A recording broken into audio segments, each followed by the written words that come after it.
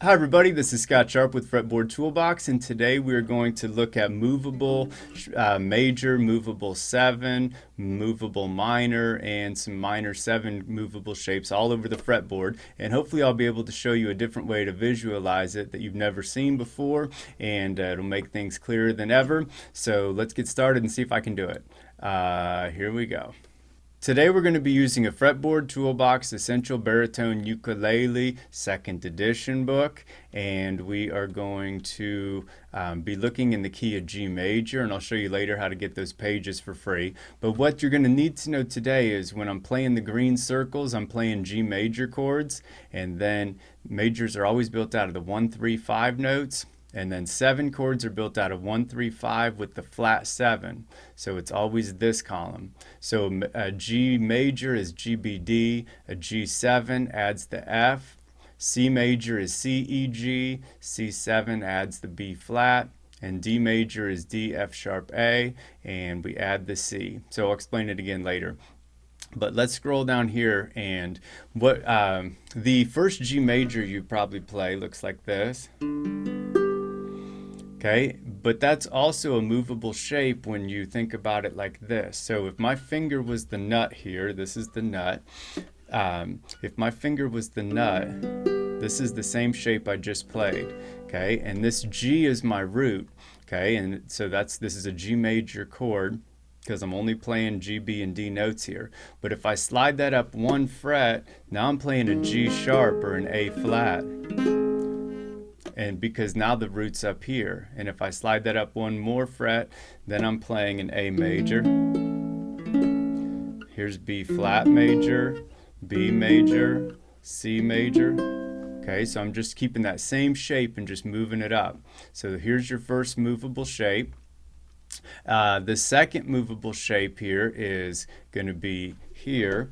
Okay, and so if you know what an E major looks like, E major's like this. Okay, if I think about the E major but playing it like this, like a bar chord, okay, now my finger's on the nut, that's an E major chord. If I slide that up 1 fret, this is an F major chord. If I slide it up 1 more, now it's an F sharp major chord. If I slide it up 1 more, there's G major. Okay, so look where I'm barring this whole fret here and I'm playing G and B. Okay, so that's where that shape comes from. It's the E kind of shape, but we just moved it up to here. And then we can find other shapes all over too. So if you think about a C major chord like this, okay, now if I think about it as a bar shape, okay, now this is my root on the C major chord. So now if I go up 1 fret, now I'm playing a C sharp or D flat. Here's D, E flat, E. I got a finger right here on the 5th fret. Here's F, F sharp. Now this is G again. Okay, so now I've just barred this whole 7th fret and I got these 2 notes on, so just like a C chord.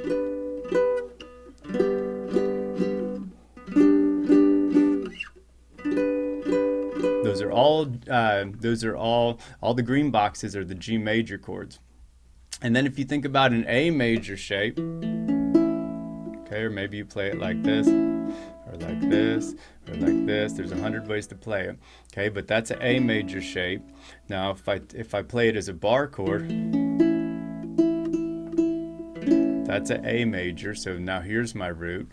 If I go up 1 fret, now it's a B flat major. Now here's a B major, C, C sharp, D, E flat, E, F, F sharp. And I'm running out of room for my hand here, but that's a G right up here because I'm on 12, 12, 12, and then 10. Okay? And then if I had enough room, I could play this shape with the 15th fret. I can barely get it. So that's a G major also because it's just using those same G, B, and D notes. So those are some of your main shapes there going up. We've got this shape, okay? So but first we had this, and then the next one is this, and then the next one is this, and then the next one is this, and then there's that one. And what's so cool about that is now if we go to the C major chord, here's C major, okay? Or if I can think about it like a bar chord, then I come up here, here's C major, here's C major, and then I need the 12th fret. I ran out of room, but I'm just playing all those same shapes in the order of those shapes, like this position followed by this position followed by this position followed by this one. It's always the same, which is extra super helpful.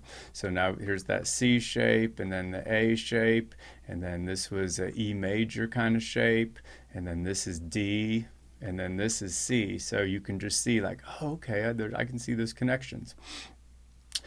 Same thing for the D chords. So you go for the C shape, and then here's the A shape, and then this is like the G, and then the E, and then the D. So it's called the cage system in guitar. I've got some other videos about it too, but it's super helpful. And then to make 7 chords, like on any G chord, I need to just add an F note to it. So if I come down here, okay, and I think about, I'm just playing it this way only because it just helps me see the bar shape, the movable shape. Then, so this is G major, this is G7, this is G sharp major or A flat major, here's A flat major 7, here's A major, A7. Now it's not A major 7, here's A major, this is called A major 7, this is called A7 or A dominant 7. Okay, so this is the A note or the octave, this is the 7 note, this is the flat 7. Okay, and so the bluesy kind of note, the bluesy kind of 7 chords are called dominant 7s. So on this shape, then coming up here, now if I want to make that a G7, I could add this F here. I could play this same shape and take off the G. Okay, so then if I take this G off, now I've got G, D, B, F, still playing a G7. Out of this shape, now if I add my pinky on the 10th fret, there I've got a G7. So if we want to do the same thing with C chords, if I come here and play this C shape, now for a C chord, to get the flat 7, to make it a C7, I need to add a B flat. So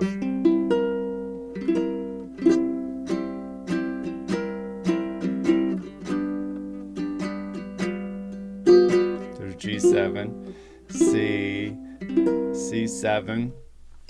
And hopefully you can start finding like, oh, I can find, where to add a B flat to that C chord super easy. So then let's look at the minor shapes real quick. And minor chords are built out of notes in the 1, flat 3, and 5 columns. Okay, 1, flat 3, 5 for minor chords. And then minor 7 chords are 1, flat 3, 5, and flat 7. Okay, and so A minor is going to be A, C, E. A minor 7 is going to be A, C, E, G. And if you notice, I freaked out when I learned this. So A minor 7, C, E, G, those are the same notes as the C major chord. Okay, so this could be too much for some of you, so ignore me for the next second if it is. But A minor 7 is A, C, E, G, and the C major chord is C, E, G, which is those last 3 notes. And so what's extra cool is the relative minor of C major is A minor. And then the E minor 7 is E, G, B with the D. Well, if you look at the last 3 notes, G, B, and D, that's the G major chord. The relative minor of G major is E minor. That's cool. And then a B minor 7 is B, D, F sharp, A. and a D major is D, F sharp, A, and the relative minor of D is B minor. Like, it's mind-blowing if you get it. And if you don't feel bad, because I wouldn't have got it for lots and lots of years. So anyways, let's look at the minor chord shapes real quick. A, C, E.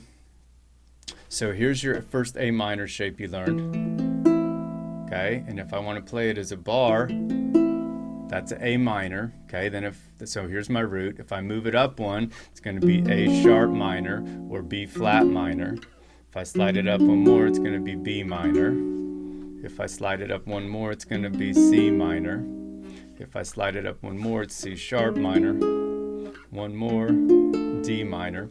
So that's a great movable shape right here, just based off the A minor shape. And then we've got this shape here. So that's A, C, E, A. Okay, and what's cool about that, on my new second edition books, I've like on all the minor pages, I show what note you need to make it a major chord. So sometimes these two chords are played as major chords. Well, look at this shape right here, A, C sharp, E, A. Hear the difference? Here's A major with the C sharp. Here's A minor. And same kind of thing over here. A minor, but here's the major shape.